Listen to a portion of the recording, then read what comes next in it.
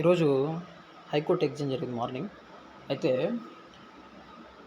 మన ఛానల్ని ఫాలో అయ్యే కొంతమంది నాకు మెసేజ్ చేశారు. ఎగ్జామ్ అయిన వెంటనే కొంతమంది కాల్ చేశారు. సార్ చాలా మీ మెటీరియల్ నుంచి వచ్చాయని చెప్పారు. అందుని బట్టి హ్యాపీ అండి.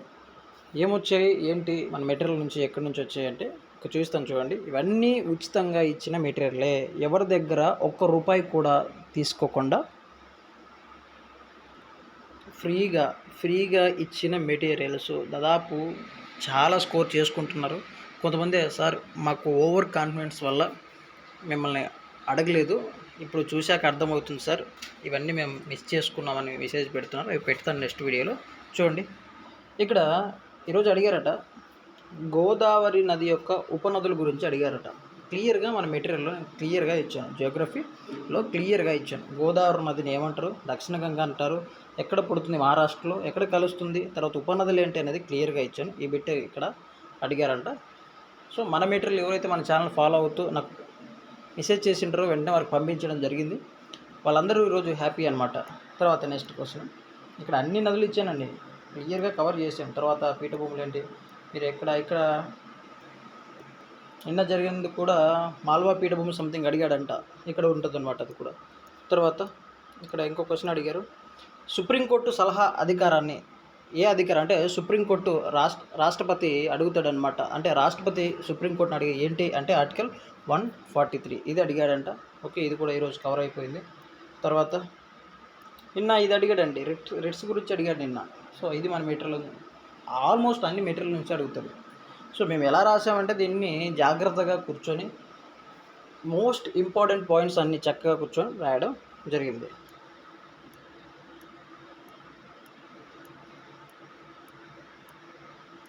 ప్రధానమంత్రి ఆవాస్ యోజన అడిగారట, కొంతమంది చెప్పారు. ప్రధానమంత్రి ఆవాస్ యోజన వీటిని కూడా క్లియర్గా మనం ఇవ్వడం జరిగింది. అంటే సెంట్రల్ స్కీమ్స్ ఏవైతే ఉన్నాయో ఇవన్నీ క్లియర్గా ఒక లిస్ట్గా ఇచ్చామన్నమాట. సో ఇక్కడ కూడా మన వాళ్ళు హ్యాపీ. తర్వాత నెక్స్ట్ ప్లాసీ యుద్ధం గురించి అడిగారంట. నేను లైవ్ క్లాస్లో చెప్పినప్పుడు చాలా చిలకగా చెప్పినట్టు చెప్పాను అనమాట. ప్లాసీ యుద్ధం ఇది, బాక్సర్ యుద్ధం ఇది, ఇండియన్ పాలిటీ క్లాసులు చెప్తున్నప్పుడు కూడా ఒక కొంచెం హిస్టరీ ఉంటే బాగుంటుంది, డైరెక్ట్ పాలిటిక్ వస్తే ఎందుకు ఇబ్బంది అవుతారు, కొంచెం కాన్సెప్ట్గా అర్థం అవ్వాలి అనేసి ఇప్పుడు చాలా చక్కగా చెప్పాను. మెటీరియల్ ఇచ్చాను, బిడ్ బ్యాంక్లో ఇచ్చాను, లైవ్ క్లాస్లో చెప్పాను. నిన్న బాక్సర్ అడిగాడు, ఈరోజు ప్లాసీ అడిగాడు. ఓకే, ఇక్కడ కూడా మన వాళ్ళు హ్యాపీ. తర్వాత వచ్చేసి ప్రాథమిక హక్కులు ఏ భాగంలో ఉన్నాయని అడిగాడట, ఆదేశిక సూత్రాలు ఏ భాగంలో ఉన్నాయని అడిగాడట. సో ఇవి కూడా మనం క్లియర్గా ఇచ్చామన్నమాట, ఇలా క్లియర్గా ఇచ్చాం. తర్వాత ఇవి అడిగాడండి. నిన్న నిన్న నిన్న నిన్న పంపించాను, ఇది గ్రూప్లో నిన్నటి రోజున పంపించాను. అంటే థర్మోడైనమిక్స్ గురించి అడిగినప్పుడు ఇంకొంచెం డీప్గా అడుగుతాడేమో అన్న పాయింట్ ఆఫ్ వ్యూలో నేను వెంటనే ఏం చేశానంటే కొంచెం సెర్చ్ చేసేసి నీట్గా మెటీరియల్ ఇలా రాసేసాను. ఇవి చూసుకొని వెళ్ళండి, ఈరోజు వెళ్తున్నప్పుడు జాగ్రత్త అని నైట్ పెట్టాను. ఇవి నిన్న షిఫ్ట్ ఎగ్జామ్ చూసిన తర్వాత, పేపర్ చూసిన తర్వాత ఇవి పెట్టాను అనమాట. వెంటనే మన వాళ్ళు చెప్తే ఆ రివ్యూ చూసి ఓకే ఇలా క్వశ్చన్లు వచ్చాయా, ఓకే రేపు ఇలా రావచ్చేమో అని ముందుగానే ఎక్స్పెక్ట్ చేసి ఇలా ఇచ్చాను అనమాట. ముఖ్యమైన యూనిట్లు ఏంటో చూసుకుంటే ఈరోజు పాస్కల్ గురించి అడిగాడు, పీడనాన్ని ఎలా కొలుస్తారని అడిగాడట. ఈరోజు చాలామంది ఇది హ్యాపీ అనమాట.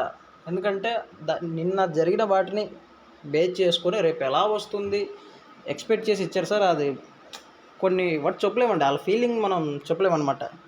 ఇది అడిగాడు.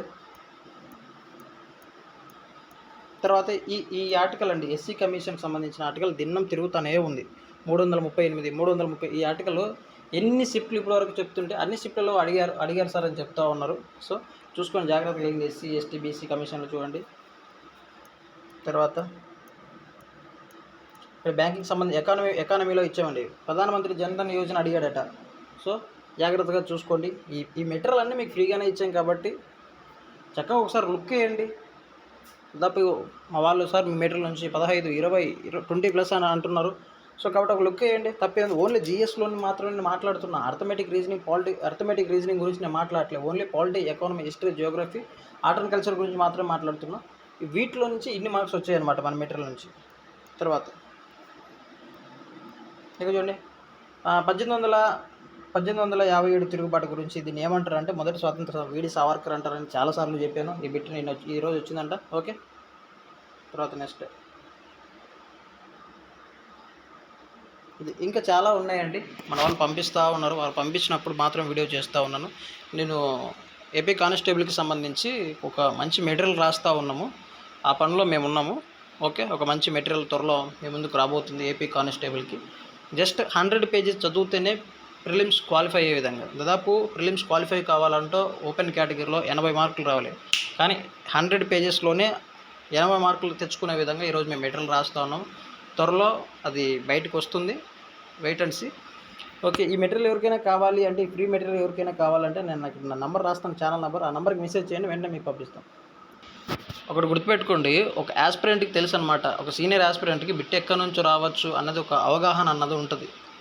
తర్వాత ఎవరి దగ్గర నుంచి ఒక్క రూపాయి కూడా తీసుకోకుండా ఉచితంగానే 100 పేజీలు ఉన్న పీడిఎఫ్ని ఈరోజు మీకు అందిస్తున్న ఏదైనా యూట్యూబ్ ఛానల్ ఉంది అంటే అది ఒక ఫ్యూచర్ ఆఫీసర్స్ తెలుగు ఛానలే.